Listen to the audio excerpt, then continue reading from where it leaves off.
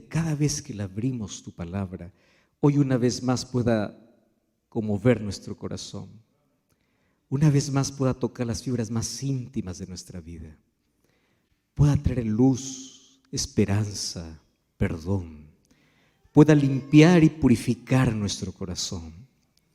Y esta noche tu palabra, como espada viva, como espada de dos filos, pueda cortar todo lo malo de nuestra vida, como también pueda darnos el poder para deshacer y enfrentar todas las artimañas del maligno.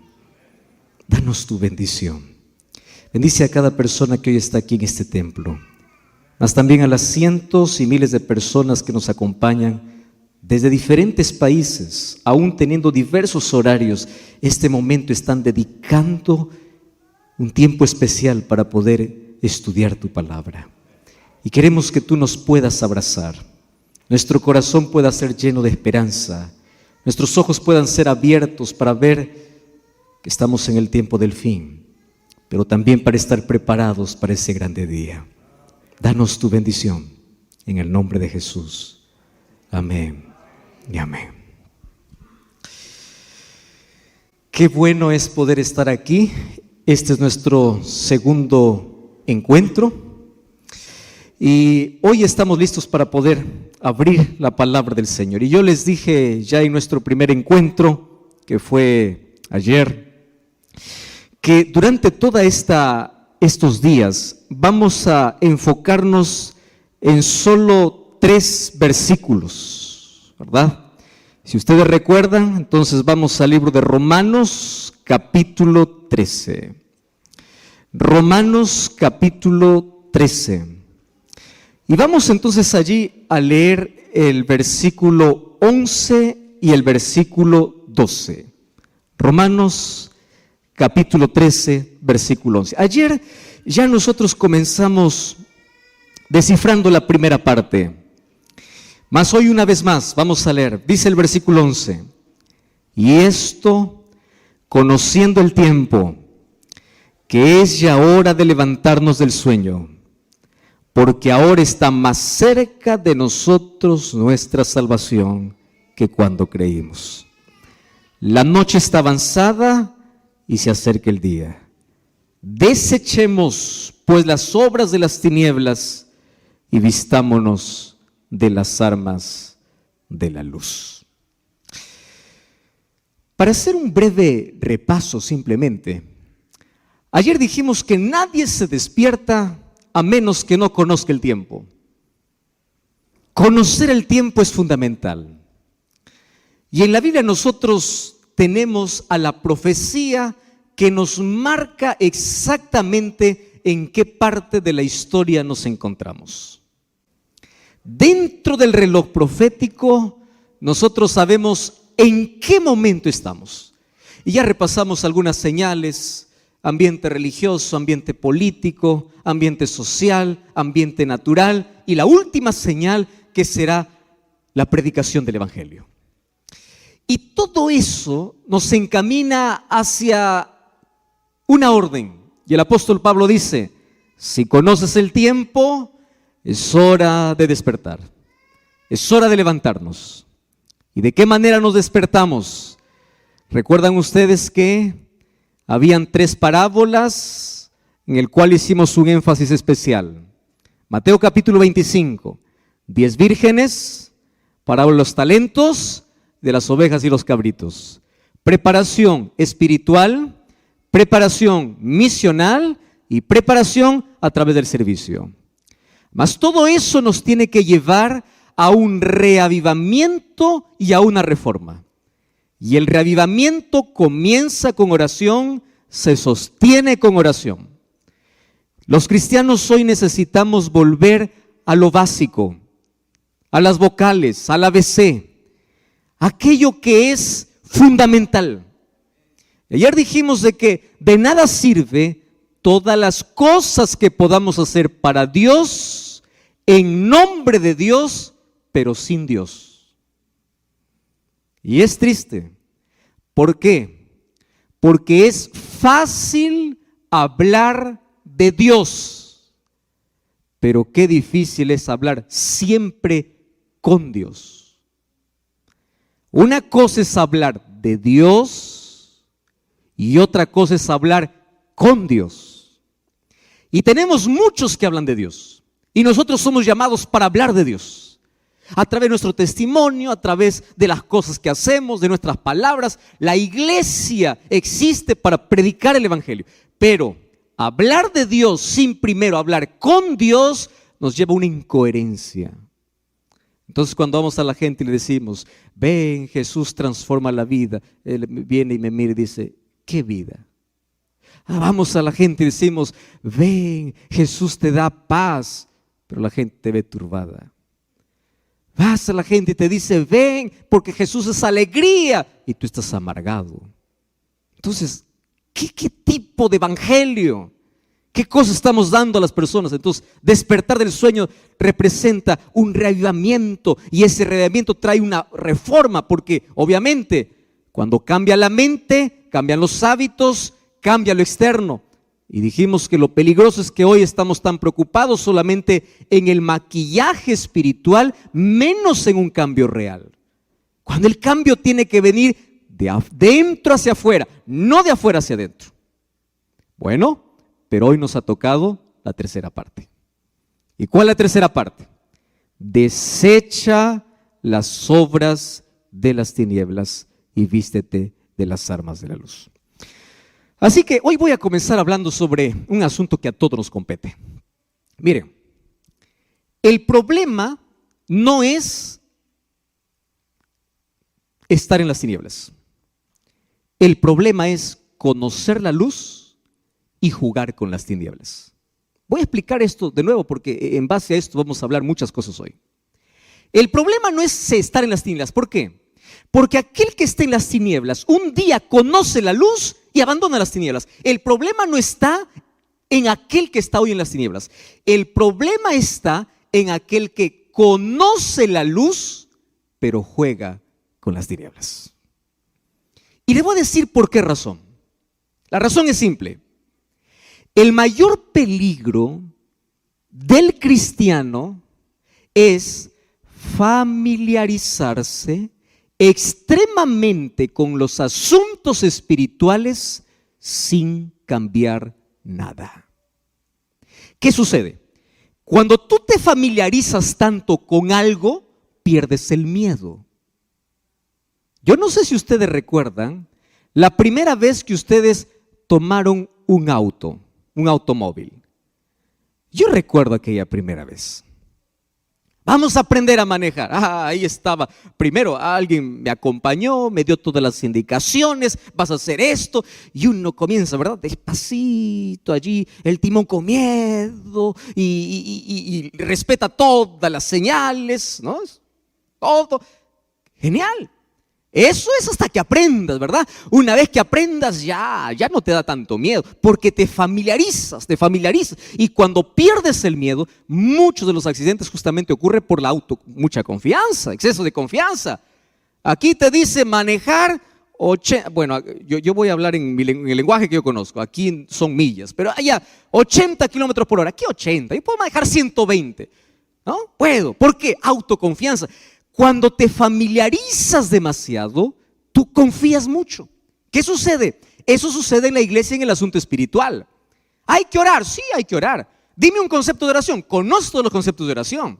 Dime las 28 doctrinas. Conoce las 28 doctrinas. Dime la profecía. Conoce la profecía. El asunto es, conoces tanto de la luz, pero juegas con las tinieblas. Ese es el problema. Conoces tanto. ¿Y saben qué cosa es lo triste? Hoy tenemos probablemente un fenómeno que hay gente que conoce de reglas, gente que conoce de normas, gente que conoce de doctrinas, gente que conoce de profecías, pero gente que no conoce a Jesús. Conoce de todo, menos a Jesús. Tiene tanto conocimiento. Entonces el problema es que cuando tú te familiarizas tanto con un asunto sin cambiar, hay una palabra que a mí me da mucho temor y es la palabra insensibilidad. ¿Y saben qué cosa es lo que yo entendí? Cuando yo veo el libro de Apocalipsis y el mensaje que Cristo da para las iglesias, el corazón más duro no está fuera de la iglesia. El corazón más duro está dentro de la iglesia. Tanto así que cuando Jesús dice, he aquí yo estoy a la puerta y llamo, ese texto bíblico no se aplica a aquel que está afuera. Ese texto se aplica a la iglesia. ¿Dónde está? Aquí estoy a la puerta y llamo. Apocalipsis 3:20. Apocalipsis 3, ¿de qué habla? Un mensaje a las 7 iglesias. ¿Para qué mensaje era? He aquí yo estoy a la puerta y llamo. Para la última iglesia. ¿Cómo se llama la última iglesia? La Odisea. ¿Quiénes forman la iglesia de la Odisea? Nosotros. Entonces, el llamado no es de Jesús a aquel que anda en las tinieblas. He aquí yo estoy a la puerta y llamo. No, no, no. He aquí yo estoy a la puerta y llamo es aquel que conoce la luz, sabe de la luz, pero Cristo sigue fuera. ¿Y saben qué es lo triste? Cuando uno se acostumbra a escuchar la voz de Dios sin hacer nada para cambiar, ¿sabes qué pasa? Sucede más o menos como cuando tú te vas a trabajar al campo. Yo no sé cuántos de ustedes conocen la vida del agricultor. Yo crecí en la agricultura porque mi padre fue agricultor. Conozco muy bien el proceso de la siembra hasta la cosecha, el sacrificio que hay que tener para sacar un grano de arroz. Imagínalo, para sacar una papa, un tomate, todo ese proceso. Pero si tú tocas la mano de un agricultor, tú vas a ver que la mano del agricultor es una mano áspera, dura, pero no se volvió dura de la noche a la mañana. Fue un proceso. Aquella mano áspera y dura un día fue mano suave. Pero ¿qué cosa hizo que se endurezca? Todos los días haciendo lo mismo. Pala y machete y barreta y pico y todos los instrumentos que se usan. Entonces la primera vez duele. Escucha lo que estoy diciendo. La primera vez duele. La primera vez toca tu corazón. Duele. Y tú dices quiero cambiar. Pero tú insistes en las tinieblas. Y de allí sigue y sigue y sigue. Hasta que llega a endurecerse. Y esto es lo preocupante. El corazón más duro está dentro. ¿Por qué? Porque cada vez que va al templo, a veces dice, ¿quién va a predicar? Fulano de tal. Ya. Ese sermón ya lo escuché. Ese tema ya sé. ¿Te acuerdas tú la primera vez que escuchaste un mensaje? Te emocionaste, lloraste. La segunda vez, más o menos. Tercera vez, ya no. Cuarta, no te duele. Entonces, si es que Dios te brinda luz, es para que camines en la luz. Y una de las cosas lindas que entendí es que Dios jamás deja en tinieblas a aquel que ama la luz. Por eso es que yo conozco personas, durante estos días he conocido lindas historias de personas que decían, pastor, yo estaba en una iglesia, pero alguna cosa faltaba y yo quería conocer más. Y yo le digo, mira, jamás Dios deja sin luz a aquel que ama la luz. Entonces la palabra llega. El problema está para aquel que conoce la luz, pero prefiere las tinieblas. Ese es otro asunto. Y aquí el apóstol Pablo dice así, conoce el tiempo, despierta del sueño y desecha las tinieblas, desecha las obras de las tinieblas y vístete de la luz. Y aquí voy a decir otra verdad realmente impresionante. Y yo quiero que estén bien sentados porque si alguien está mal parado se va a caer. Miren aquí. El problema no es ser pecador. ¿Por qué digo que no es un problema? Porque para el pecado hay solución. ¿Quién es la solución? Cristo. El problema no es ser pecador. El problema es no querer abandonar el pecado. Ese es el problema. El problema no es tener la herida. El problema es rechazar la medicina. Ese es el problema. Ahora, ¿qué cosa sucede? Satanás es astuto, es inteligente, y además es cobarde. Él nunca se presenta como él es. Él se esconde de lo más bonito y él ataca siempre los sentidos. Y él sabe de los 5 sentidos cuál es el que tú lo tienes más débil. Algunos son los ojos, otros son los oídos, otros es el gusto, otros son las manos, otros es el olfato. Y Satanás dice, ¿cómo es que yo puedo hacer que este que conoce la luz pueda jugar conmigo un ratito? Sentidos. ¿Cuál es el sentido que tiene más débil? Y él dice, y él no está probando, él sabe que cada pez tiene una carnada diferente. Entonces, la tentación para mí es diferente a la tentación para ti. Cada uno tiene una inclinación diferente. La Biblia eso lo llama concupiscencia o la inclinación que el ser humano tiene. Y Satanás viene para tentar. El asunto, el problema no es la tentación, el asunto es si cedemos o no cedemos a la tentación. Y para ello el problema que tenemos es que no hemos aprendido a educar nuestros sentidos. ¿Quieren para hacerles un ejemplo práctico? Práctico, ¿eh? No comas eso, te hace daño. Ah, pero el gusto es superior, ¿no? ¿Cómo lo disfrazas? Pues ya lo hay que morir. Y le bandas. Eso no veas, te hace daño. Ah, pero es mi vida. Eso no toques, eso no frecuentes, no vayas allí. Pero el ser humano justifica y cada vez debilita y debilita y debilita más sus sentidos. Y cada vez que cedes es más o menos como un clavo. ¿Lo has visto? Cuando tú comienzas a martillar un clavo, si ese clavo ante tanto martillazo se mantiene en pie, pues se va derecho. Pero si ese clavo ante tanto martillazo se dobla una vez, puedes enderezarlo. Pero recuerda que ante el próximo golpe es más fácil que se doble de nuevo. Y si se dobla 2 veces, a la tercera ya no se dobla. A la tercera se quiebra. ¿Y a dónde van los clavos quebrados? A la basura. Satanás conoce muy bien cómo hacer para tentar. Y él no pierde tiempo. Él dice, ¿qué cosa es lo que le gusta? Y ahí aparece con todas sus propuestas. Y Satanás apenas quiere un espacio, quiere algo pequeño en la vida. Él no quiere un cuarto en tu casa, él quiere apenas 10 centímetros. Entonces mira, escúchame aquí, todos somos pecadores, pastor, sí, todos somos. Yo soy pecador, soy, tú también. Todos somos pecadores. Delante de Cristo no existe encargo, no existe función, no existe que el pastor está aquí, que el líder está aquí, que el anciano está aquí. No, todos somos pecadores. Pero ojo con lo que te voy a decir ahora. El problema del pecado no está en que seamos pecadores, está en que el ser humano se aferra donde no debe. Hay solución para el pecador. Lo que no hay solución es para aquel que se aferra al pecado. Y allí comienza la justificación, ¿no? Dios me ama como soy. Es muy bonito decir eso y es verdad. Dios te ama como eres. Nunca lo dudes de eso. Puedes caer 10,000 veces y el amor de Dios va a seguir intacto. Pero hay un problema. Dios te ama a ti, no lo que haces.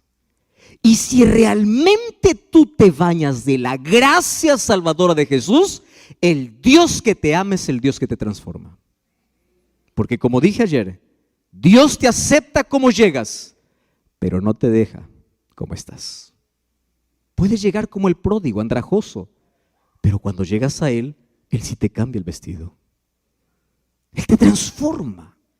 Y Satanás, ¿qué cosa busca? Ensuciarnos para ceder y ceder y ceder. Esa figura la encontramos desde Faraón. Un día cuando Moisés dijo, el pueblo necesita ir a adorar, Faraón dijo, vayan solo los muchachos, o dejen sus muchachos, vayan solo los adultos. Y ahí me encanta porque en el libro de Éxodo capítulo 10 versículo 26, Moisés le mira a Faraón y le dice así, no te equivoques, Faraón, nosotros vamos a adorar a Dios, vamos con nuestras mujeres, con nuestros hijos, vamos con lo que tenemos. Aquí en Egipto no quedará ni una pezuña.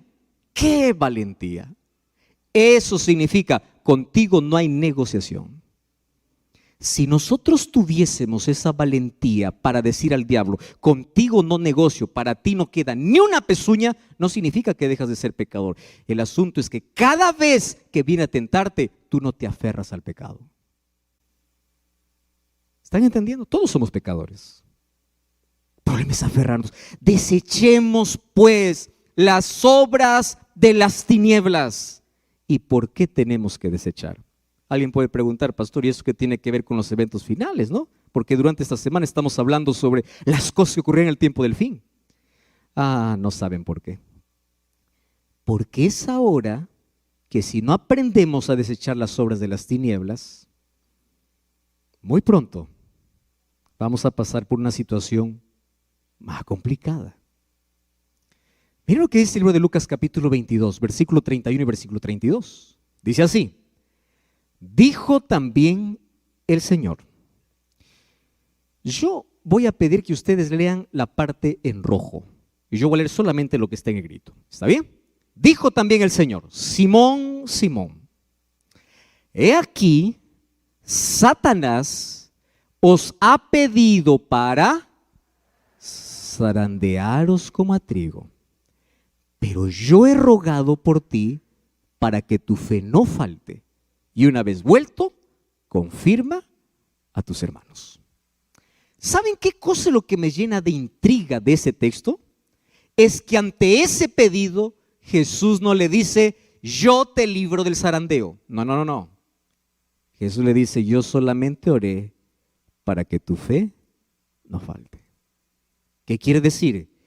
Que el zarandeo es un asunto particular, especial, que todos los seres humanos vamos a pasar de dos maneras: de manera individual y de manera grupal.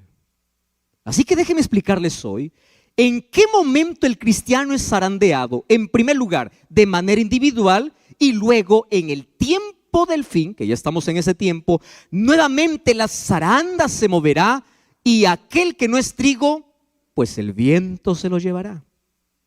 Entonces la pregunta es: ¿cómo yo puedo saber si soy trigo? ¿Cómo yo puedo mantenerme firme? Y ahí viene el complejo, ¿no? De la culpa.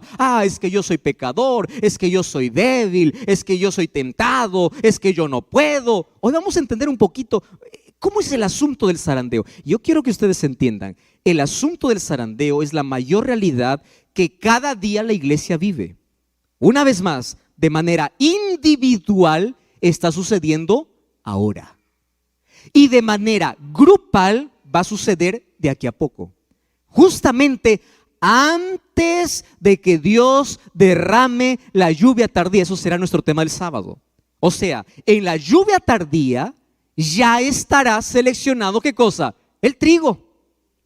Y aquellos que recibirán el poder del Espíritu Santo para el mayor Pentecostés de la historia, mayor que el primer Pentecostés, serán aquellos que han sido sacudidos, pero se han mantenido firmes.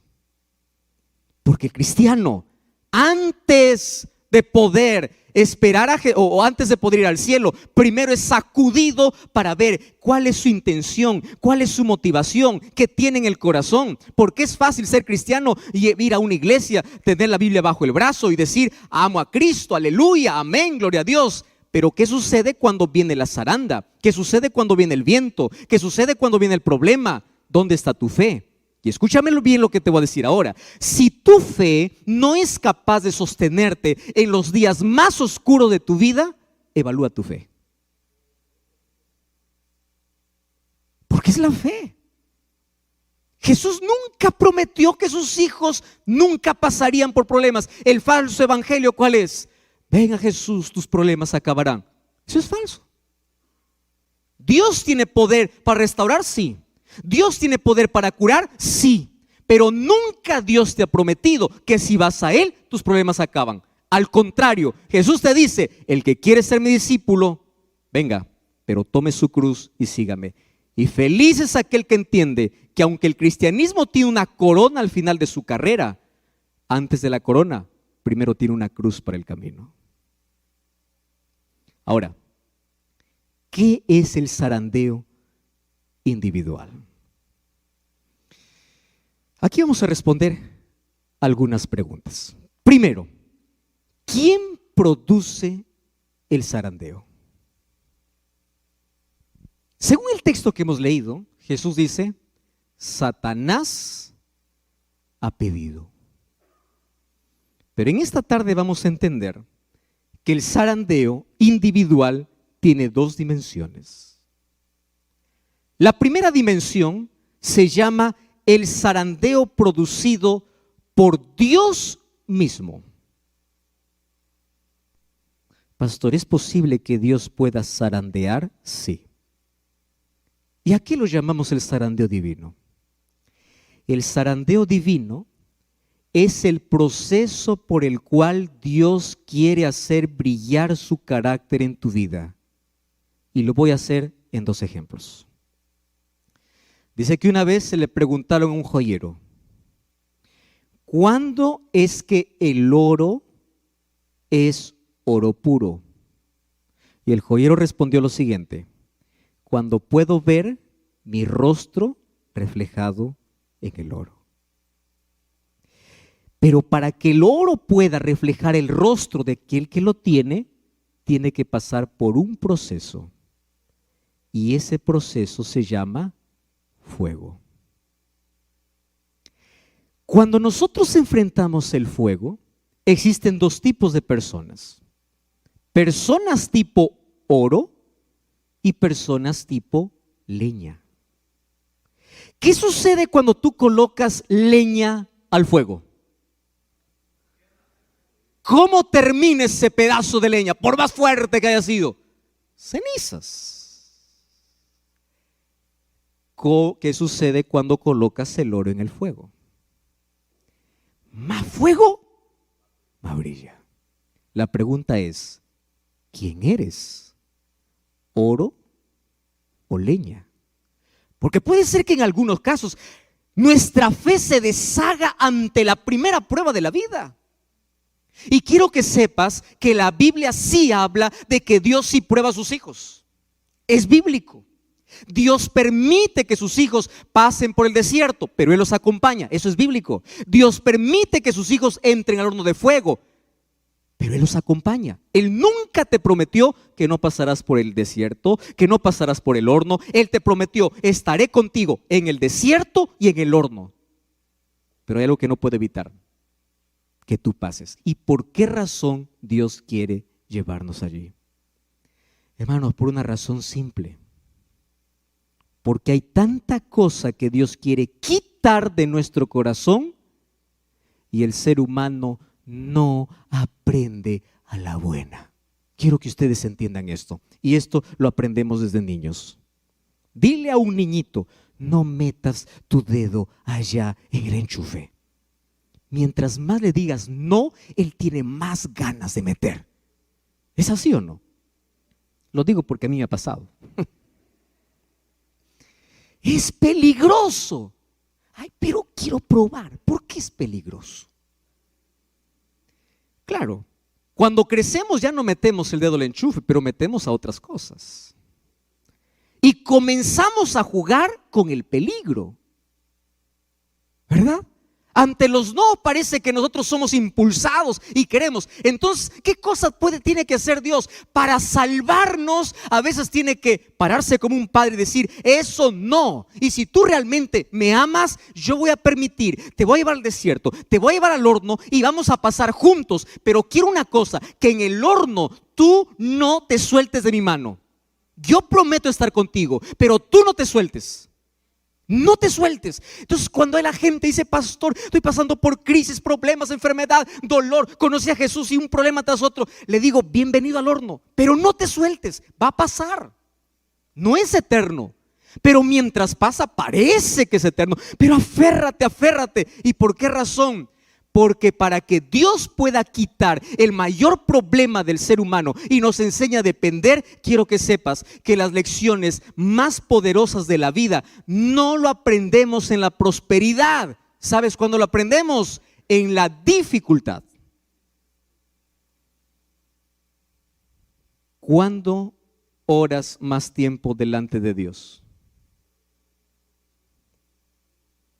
Cuando tienes todo, cuando no tienes nada.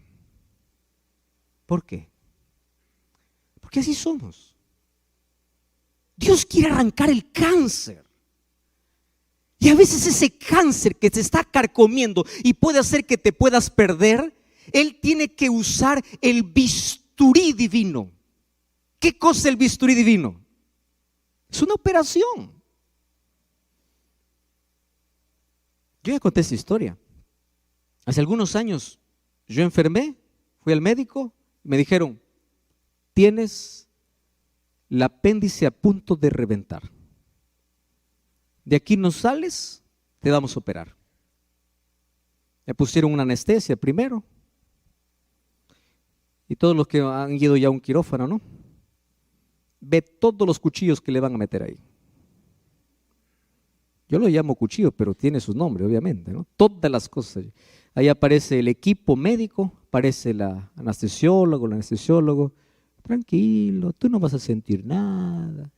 Imagínate que estás durmiendo y vas a despertar. Y gracias a Dios que me tocó un médico que era un ángel disfrazado de humano. Viene y me dice, no, esta no duele nada. Lo que va a hacer es algo pequeñito, me dice, chiquitito, nada más. Y uno pues no, empieza confiado, se deja y uno no sabe en qué momento duerme. Y de pronto tú despiertas y no sabes ni dónde estás. Solamente sabes que estás cubierto, ves a otro que está en la misma condición que tú y tú reaccionas y dices, ¿morí o estoy vivo? ¿No? Porque estaba también echado igual que tú. Hasta tomar conciencia no te duele. Pero después va pasando la anestesia. Y de pronto comienzas a sentir como si en ese momento estuviesen introduciendo, ¿verdad? Ese bisturí. Pero ¿sabes qué cosa es lo curioso? Es cuando termina la operación, tú eres capaz de poder besar al doctor y decirle, gracias doctor, gracias doctor, gracias doctor. Y tú luego razonas y dices, ¿por qué le agradezco? Porque me cortó.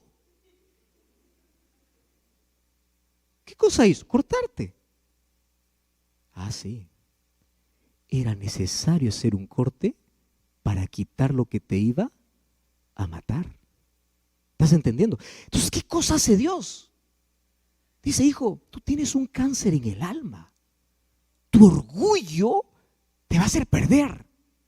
Tu egoísmo, tu pecado, aquello que te estás aferrando. Entonces, ven aquí, yo te voy a hacer una operación. Mira, te va a doler un poquito, pero va a cerrar. ¿Te acuerdas de Nabucodonosor? Nabucodonosor, después de volver de 7 años de estar viviendo como animal, ¿qué cosa dijo en Daniel capítulo 4? Engrandezco a Dios, alabo a Dios, gloria a Dios. Y tú dices, ¿pero por qué lo agradece? Porque él entendió que lo que necesitaba, ¿qué cosa era? Una cirugía divina.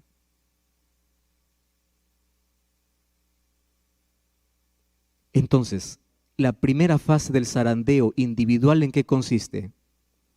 En que las pruebas son necesarias.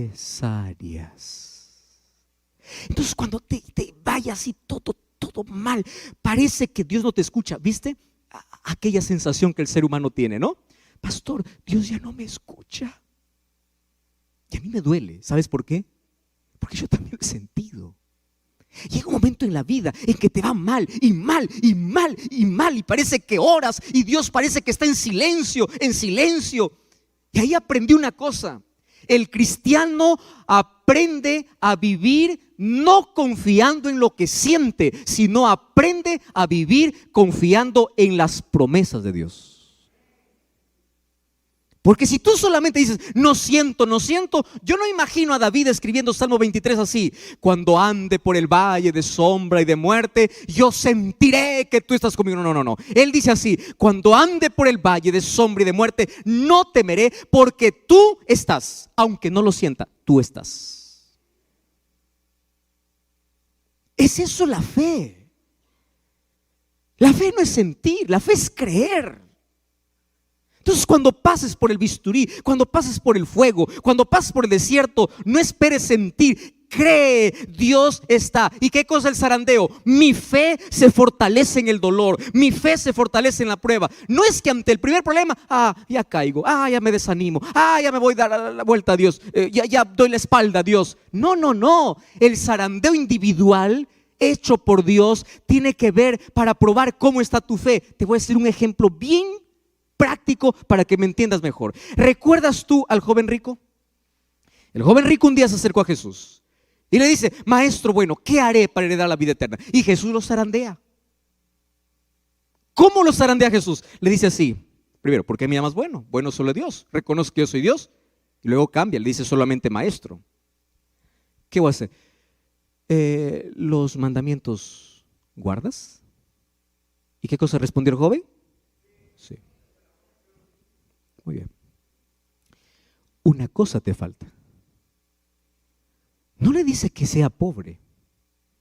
Lo que le dice es, colócame a mí, o coloca a Dios en primer lugar por encima de tu riqueza. ¿Por qué? Porque este joven se aferraba a sus riquezas, que él podría hacer todas las cosas correctas mientras no le toquen su dinero. Ahora, ¿sabes? Esto es muy fuerte lo que te voy a decir. Muchas personas se perderán por sus defectos, pero miles de personas se perderán por sus virtudes. Pastor, ¿cómo es esto? Explíqueme mejor. Te voy a explicar así. ¿El joven rico era buen ciudadano? ¿Sí o no? ¿Guardaba los mandamientos? ¿Sí o no? ¿Tenía interés en la salvación? ¿Sí o no? ¿Era un hombre virtuoso? ¿Sí o no? Muy bien. ¿Cómo acabó? Porque hay personas que piensan que es suficiente guardar los mandamientos, aun cuando en mi vida otra cosa ocupe el lugar de Dios. Y aún así no guardaba los mandamientos, porque por encima de Dios, ¿qué cosa estaba? Su riqueza. Y allí viene la zaranda de Cristo. Pero la zaranda de Cristo es con oportunidad. Es como, arrepiéntete, cambia, por favor. No te pierdas por un pedazo de terreno, por un trabajo que transgredes el sábado. No te pierdas por algo que se va a perder. Luego acumulas, te mueres para quien queda. Pero mira, sígueme, colócame a mí en primer lugar. ¿Qué cosa estás haciendo? Entonces viene la zaranda como diciendo, arrepiéntete, cambia. Tú tienes muchas virtudes, pero no confíes en tus virtudes, porque lo que salva no son las virtudes, es la gracia, es colocar a Cristo en primer lugar, es un relacionamiento con Cristo. De eso depende la salvación. Pero hay otro tipo de zarandeo que es más cruel, el zarandeo del diablo.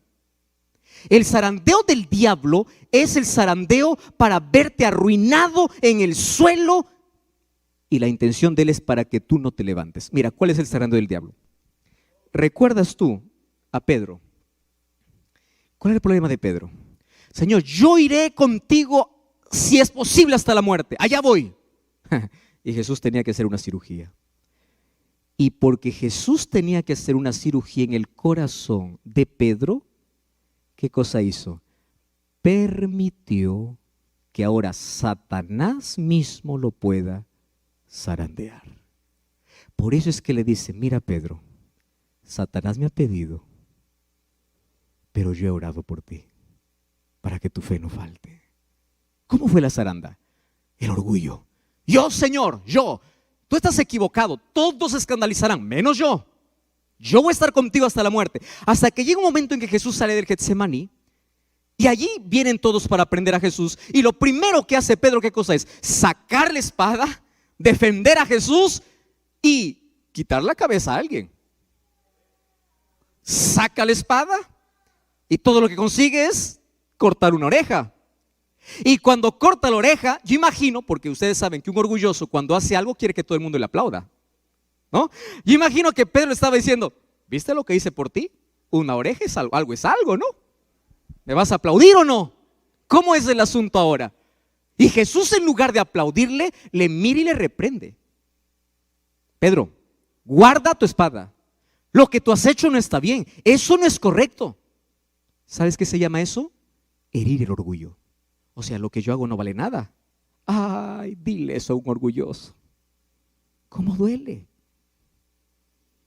¿Cómo duele? ¿Sabes qué pasó a partir de ese momento? ¿Sabe lo que dice el Espíritu de Profecía? Que allí Pedro vivió la mayor decepción. Mira la zaranda por donde comienza. Decepción. ¿De quién se decepcionó? De Jesús. ¿Cuánta gente sale de la iglesia por decepción? De Jesús. O sea, yo estoy por defenderle y él no me apoya, él me reprende y allí empieza a guardar el rencor. Y de allí, a partir de allí tú lo vas a ver a Pedro ya no cerca de Jesús. ¿Qué cosa dice? Pedro le seguía a Jesús ¿cómo? De lejos.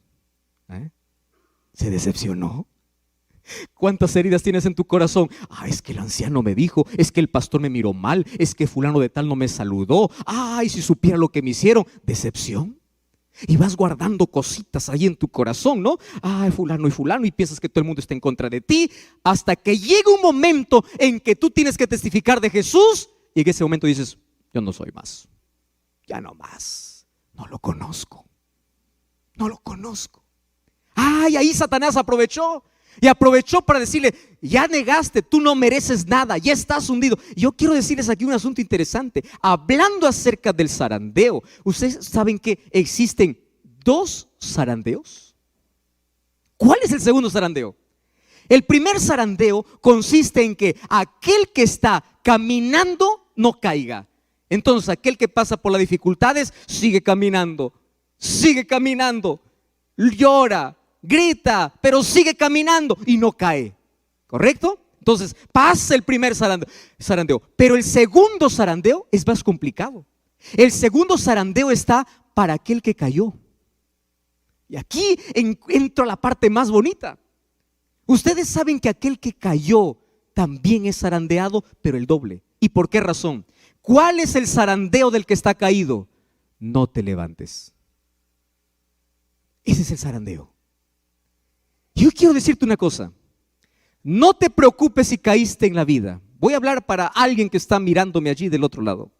Tú dices, pastor, yo ya fallé, yo soy resentido, yo salí de la iglesia, yo abandoné mi fe. Tranquilo, hay oportunidad para ti.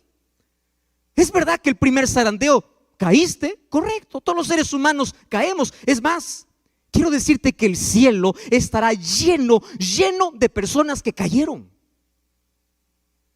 Pero escúchame una cosa. Del segundo zarandeo es donde tú no debes quedar. Y el segundo zarandeo consiste en que tú debes eliminar de tu cabeza la voz del diablo que te dice, vas a volver a caer, no vuelvas, no insistas, ¿para qué? Tú no sirves para ser cristiano, no vuelvas a la iglesia porque todos te van a mirar mal, no vuelvas a la iglesia porque tú eres un miserable, no vuelvas a Jesús porque tú ya te hundiste en la vida, tú no mereces el perdón de Dios, Dios dejó de amarte. Ese es el segundo zarandeo, porque el diablo al que está caído, él no se contenta con verlo caído, él se contenta cuando el que está caído dice, me rindo, desisto. Allí perdió su batalla el diablo, o allí ganó su batalla el diablo. Tú sabes que al diablo le interesa que el cristiano caiga, sí le interesa, pero más le interesa que el cristiano que cae no se levante. Porque la victoria de Satanás no está en hacer caer. Porque aquel que está caído puede levantarse por la gracia de Jesús y en el nombre de Dios puede transformar su derrota en victoria, como sucedió con Pedro. Pedro lloró, se arrepintió, se levantó, fue discípulo de Jesús, el mayor predicador. 3,000 personas en el Pentecostés se bautizaron por su mensaje. El apóstol murió por Jesús porque después de su caída se levantó. El problema no son las caídas, el problema es que cuando tú estás caído no te levantes. Y el mayor trabajo del diablo es mandar sus demonios, es mandar gente, es mandar incluso tu familia para decirte, ya no te levantes, tú no mereces, tú ya caíste, tú ya fuiste demasiado lejos. Porque la segunda zaranda lo hace el enemigo para hacerte, para que estés caído, pero el Espíritu Santo aparece, levántate, levántate, levántate. Estoy hablando para alguien que hace mucho tiempo está escuchando la voz de Dios. Vuelve, regresa. Es el Espíritu Santo usando un predicador, usando un libro, usando este medio de comunicación. Es el Espíritu Santo hablando a tu corazón. Vuelve, levántate, porque Satanás no está tranquilo. Satanás no está feliz solo porque caíste. Satanás estará feliz cuando tú digas, yo no sirvo para ser cristiano, y te quedes allá afuera. Allí será la mayor victoria de Satanás. Pero mientras te caes y levantas, habrá oportunidad para ti. Habrá. Entonces el zarandeo de manera individual tiene que ver con un zarandeo que uno puede ceder ante una debilidad, puede caer, pero el segundo zarandeo está en si me quedo o me levanto. Y aquel que se levanta vuelve nuevamente a ser trigo, vuelve nuevamente a los brazos del Señor, vuelve nuevamente. ¿Sabes qué? Para decirlo de manera más didáctica, Satanás usa 3 Ds para poder destruir al ser humano. Primera D, duda. Repite conmigo. ¿Cuál es la primera D que usa el diablo para destruir? Duda. Segunda D, desánimo. ¿Cuál es la segunda D? Desánimo. Y tercera D, desiste. Desistir. Ya me caí, yo no puedo luchar con este pecado, yo siempre caigo. Levántate. La vida es de caídas y levantadas. Y en una de esas, vístete de la gracia de Cristo, aférrate a Cristo, no abandone el pecado y dile: Señor, yo no puedo, yo soy débil, pero tú puedes hacer lo que yo no puedo. Y el Señor va cambiando, va transformando tu carácter, tu vicio, tu problema, tu gusto, tu preferencia. No hay nada que Dios no pueda cambiar. El asunto es que no te quedes allí, porque de ese primer zarandeo tú puedes levantarte y convertir tu mayor derrota en tu mayor victoria. Claro que puedes. Porque ¿qué sucede? Aquellos que no están preparados para eso, va a venir un segundo zarandeo. Y ese zarandeo es el zarandeo en conjunto para toda la iglesia. ¿Saben cuándo ocurrirá esto? No es que ocurrirá, ya está ocurriendo.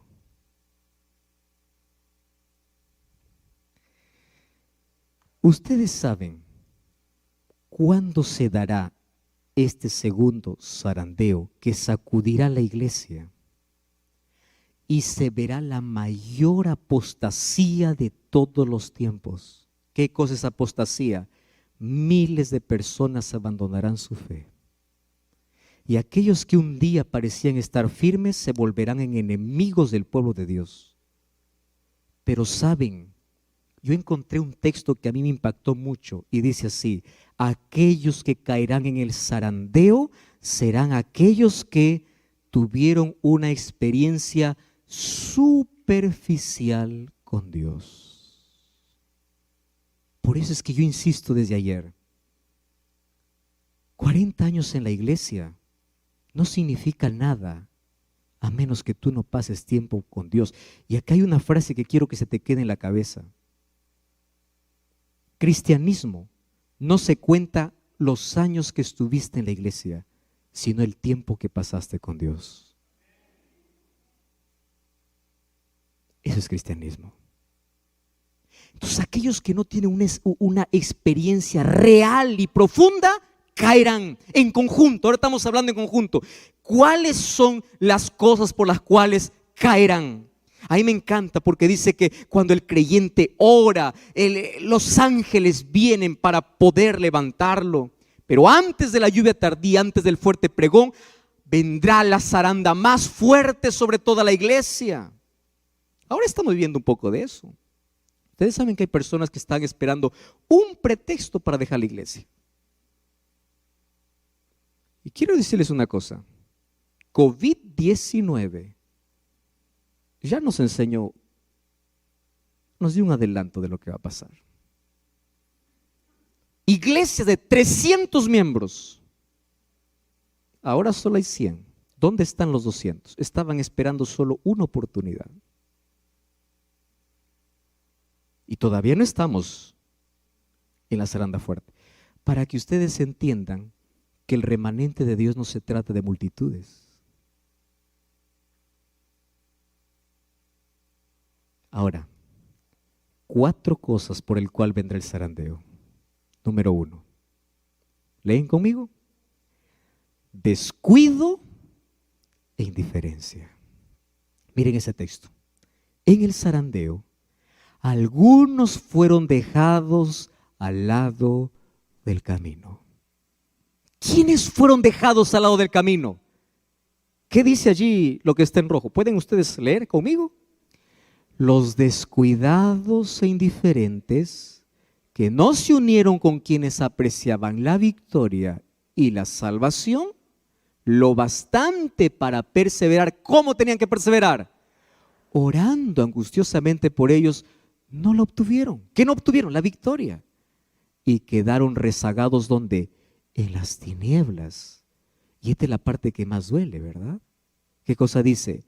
Y sus sitios fueron ocupados por otros que se unían a las filas de quienes habían aceptado la verdad. Ustedes saben por qué el cielo estará lleno de sorpresas. Porque en el cielo buscaremos a gente que creíamos que ya está salvo y no estará. Y en el cielo encontraremos a gente que ni imaginamos que se salvaron. Y estarán allí. Pero esto no es para alguien que está escuchando, entonces yo espero el último momento. Espera un momento ahí. Tú estás dando cuenta por cada oportunidad que desperdicies la salvación. En el tiempo final, otros ocuparán los lugares de aquellos que no soportan, ¿qué cosa? La zaranda, el zarandeo. Y ahora fíjate, ¿cuál es la primera razón por la cual muchos en este zarandeo van a mostrarse no como trigo, sino como vano? Yo no sé si ustedes entienden la figura de la zaranda, ¿no? La zaranda, ¿qué cosa es la zaranda? La zaranda es un instrumento que se usa para poder separar el trigo de todo lo que no es. Puede ser vano, puede ser solo fruto o la espiga no dio fruto. Los que sembramos o los que conocemos del arroz, existe un asunto que no es la zaranda, sino es ventear, cuando después de poder cosechar, colocas en una carpa todos los granos y comienzas con alguna cosa a ventear. Es el viento que lleva todo lo que no es grano. Entonces sucede en la iglesia lo mismo. Van a venir tempestades. Y ustedes van a escuchar de aquí a poco tempestades dentro de la iglesia. Y personas que estuvieron allí mirando solo al anciano, mirando al pastor, se van a decepcionar. Porque las personas no aprendieron a mirar a Jesús. Las personas por descuido, indiferencia, serán llevados por el viento. Número 2. ¿Qué cosa dice? Persecución y ley dominical. De esto vamos a hablar un poquito mañana, pero apenas un adelanto. Todos los que me siguen, dijo Jesús, padecerán persecución. Y la ley dominical no es un asunto lejano. ¿Qué cosa es la ley dominical? De aquí en poco, en breve, se van a unir 2 poderes sobre la tierra para poder declarar que toda la humanidad pueda guardar un solo día de descanso. ¿Ustedes lo ven eso lejano? No. Les voy a dar un ejemplo simple. Averigüen allí en internet, o si ustedes, yo tengo el libro en físico, la encíclica del Papa Francisco, que se llama Laudato Si. Así se llama. ¿Saben qué dice Laudato Si? Vamos a trabajar para cuidar el medio ambiente, cuidar nuestra casa. ¿Suena bonito el discurso o no? Claro. Lo acepta el religioso y también el que no es. ¿Quién puede estar en contra de cuidar la naturaleza? Nadie. Pero ¿saben qué propone? Necesitamos descansar un día a la semana. ¿Y qué día? Domingo. Ahora, esto cada vez se va a venir con mayor fuerza. Y aquellos que quieren ser fieles a la palabra de Dios, sabiendo que Dios tiene un solo día, ¿qué van a hacer? Perseguidos. Pero esta ley no vendrá primero como imposición, primero vendrá como ofertas. Y allí ocurre el zarandeo de manera global. Imagínate, mañana viene tu jefe y te dice así: mira, a partir de esta semana yo te voy a duplicar el sueldo si tú ahora trabajas el sábado. ¿Cuál sería tu respuesta? Gloria a Dios, y así sería. Porque allí, ¿qué cosa está haciendo? Zarandeado. O es Dios o es el dinero, ¿verdad? Exactamente. Ahora, ¿pero qué me dices de personas que ahora ya están negociando su fe? Ahora. Entonces eran los primeros en aceptar las ofertas. Primeros. Pero luego vendrá una imposición. Y la imposición será: si no haces esto, tú vas a ser despedido. Y hay mucha gente que dice: pues Dios comprenderá, ¿verdad? Y en nombre del Dios comprenderá, van a romper todos los principios bíblicos. Ahora, ¿qué cosa sucederá? Allí, escuchen aquí, será la mayor zaranda, el mayor zarandeo. ¿Por qué? Porque miles y miles y miles de personas preferirán puestos, trabajo, dinero, posición, antes que obedecer a Dios. para que cuando llegue ese día tú puedas tener claro cuál es tu respuesta. Ahora vienen pequeñas pruebitas. ¿Te ha pasado o no? Pequeñas. ¿Eres fiel allí? Tercero, rechazo al mensaje de la Odisea. Miren, en persecución y ley dominical, pronto los hijos de Dios serán probados por intensas pruebas, y muchos de aquellos que ahora parecen ser sinceros y fieles, que dice allí, resultarán ser vil metal. En vez de ser fortalecidos y confirmados por la oposición, las amenazas y los ultrajes, se pondrán cobardemente del lado de los opositores. Tercero, rechazo a la Odisea, al mensaje de la Odisea. Los que perseveran en su, ¿qué cosa dice allí? Indiferencia. Y no reciben la amonestación de Cristo en el mensaje de la Odisea, ¿qué cosas serán? Vomitados. ¿Qué significa vomitados? Despedidos del cuerpo de Cristo, ¿cuándo? En el tiempo del zarandeo. ¿Qué cosa está diciendo? ¿Cuál es el mensaje a la Odisea? No juegues a ser cristiano. ¿Cuál es el mensaje a la Odisea? Ojalá fueses frío. O eres caliente, pero no eres ni frío ni caliente. ¿Qué cosa eres? Tibio. Estás en medio. Dices una cosa, haces otra cosa. El sábado vienes a la iglesia, cantas al Señor, con esa misma boca que alabas al Señor, el domingo estás insultando. Estás maltratando. Tibio.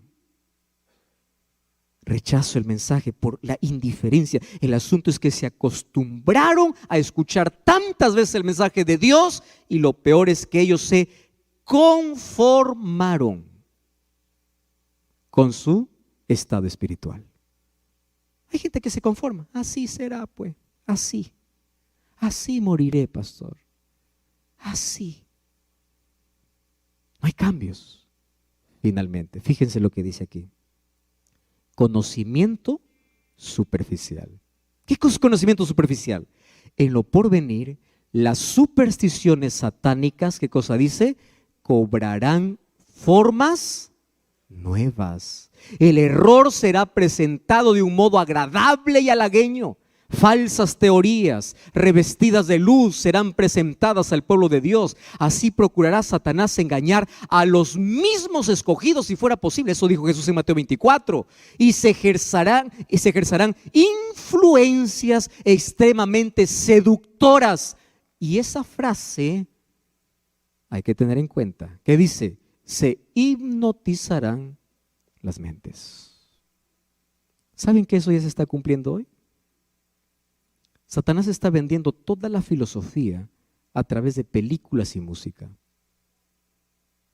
Y de manera camuflada está entrando a nuestra cabeza cosas que hay gente que cree más en una película que en la Biblia. Yo he preguntado a muchas personas, por ejemplo, diciendo, ¿por qué crees en el rapto secreto? Y la mayoría no me sostiene con la Biblia. Me sostiene con películas de Hollywood.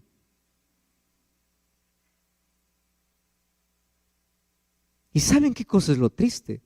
Que las personas que no están fundamentadas en la palabra, porque no tienen un conocimiento profundo sino superficial, son personas vacías. Y a mí me preocupa porque incluso dentro del pueblo de Dios existen personas que dicen así. Así dice el pastor, así dice la iglesia. Así dice el anciano. Eso me preocupa porque nuestra palabra tiene que ser así dice Jehová. Así dice la Biblia. No es lo que diga alguien. Lo que diga alguien tiene que confirmar lo que la Biblia dice. Pero hay tantos grupos hoy que se desunen a la iglesia. Que este color, que así, que el peinado así, que la caminada así, que el rostro así, que esto así, esto no me gusta, que esto sí me gusta. ¿Quién dice? Así dice el pastor fulano, así dice el pastor. No, así dice la palabra. Si tu preferencia o lo que dices no está basada en la palabra, pues... Y una de las cosas tristes es que hoy nuestras Biblias están cerradas. No estoy hablando dentro del mundo secular, dentro del propio pueblo de Dios. Qué tristes que cristianos apenas leen el versículo que se da en el culto divino y la Biblia se mantiene cerrada por 7 días más. Queridos, va a llegar un momento, y ese momento comenzó. Dios está, ¿cuándo? Ahora, zarandeando a su pueblo. ¿Por qué lo zarandea? Probando sus propósitos y motivos. Muchos serán solamente cual el tamo y no el trigo, por lo tanto no hay valor en ellos. Satanás obrará milagros para engañar, ensalzará su poder como supremo. Puede parecer que la iglesia está por caer, pero no cae, permanece mientras los pecadores de Sión serán zarandeados y arrojados fuera. La paja será separada del trigo precioso. Mucho cuidado, tú no eres el que hace el zarandeo, es Dios. Tú no puedes decir él es trigo y él es cizaña. No, eso es el trabajo de Dios, no es tu trabajo. Tu trabajo es aferrarte a Cristo para ser trigo. Esta es una prueba terrible y sin embargo debe ocurrir. Nadie sino aquellos que han estado venciendo por medio de la sangre del Cordero y de la palabra de su testimonio serán hallados con los que son leales a la verdad, sin mancha ninguna de pecado, sin engaño en su boca. Debemos ser despojados de nuestra propia justicia y vestidos con la justicia de Cristo. Por eso, ¿qué cosa dice Romanos 13? Desechemos las obras de las tinieblas. ¿Y qué dice? Vistámonos de las armas de la luz. ¿Qué cosa vestirse de las armas de la luz? Vestirse de la justicia de Jesús. Y esta noche quiero decirles, todos podemos caer. El apóstol Pablo decía, el que piense estar firme, mire que no caiga.